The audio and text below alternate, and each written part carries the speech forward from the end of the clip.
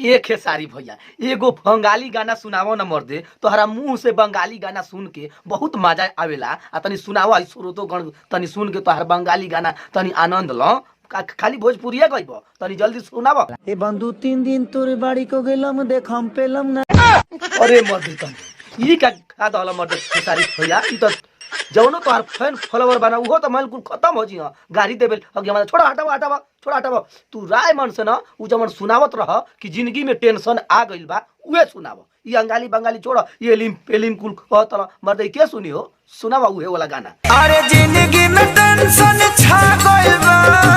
हाँ अच्छा ठीक बा खेसारी भैया तोरा जिंदगी में टेंशन आ गइल बा तो टेंशन तू कौना चीज के हो तोहरा जिंदगी में कौन चीज का टेंशन रुपया पैसा होते बा शादी ब्याह होइल बा हैरान होइए बिया तो टेंशन कौन चीज के तू करेला हो मर्दे बता तू झूठ मूझ के कहतला कि हमरा जिंदगी में टेंशन आ गइल बा। अच्छा ठीक बा जब टेंशनो आ गइल बा तो हे भाई लोग के सुनावा हमरो के सुनावा कि तोहर कॉमन जिंदगी में टेंशन आइल बा तनी सुनावा तो। कमाल के मोबाइल धरा गइल बा। ओरे मर्दे खेसारी भैया तोहरो माल बिया का हो तोहरी माल के मोबाइल धरा गइल बा। अरे मर्दे खेसारी भैया हम तो जानत रहनी कि संसार में माने के नौ छुअगे का माल बा बतावा तू स्टार होके आ तोहार माल कम मोबाइल हरा गेल मर्दे खेसारी भैया ऐसा छोट बात करब तब बताव अब ऐसा छोटी बात जब तोहर माल के मोबाइले धरा गइल तो हे भाई लोग के काहे के सुनम बताव ई कुल शरम वाली बात बा ऐसा कुल का कुल हर तला भोजपुरी में सुपर स्टार वाला हो आ कहत तला कि माल कम मोबाइल हमार धरा गइल बा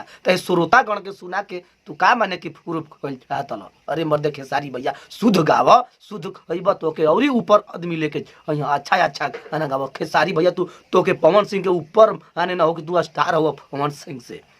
अब ऐसा माल के मोबाइल धरा गिल बा अबे सुनैला बंगाली गाना एलिम कुल कहाँ से तू बोले फल मर देता ने ऐसा हद कर। तो भाई लोग एक लजा ई रहल खेसारी लाल का गाना उनकी सुनल हो जा।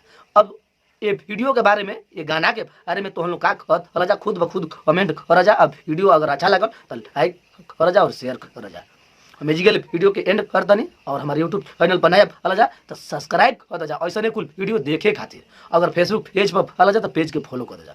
मिला तनी फिर कौन ऐसा वीडियो गाना लेके तब तक के लिए नमस्कार प्रणाम धन्यवाद।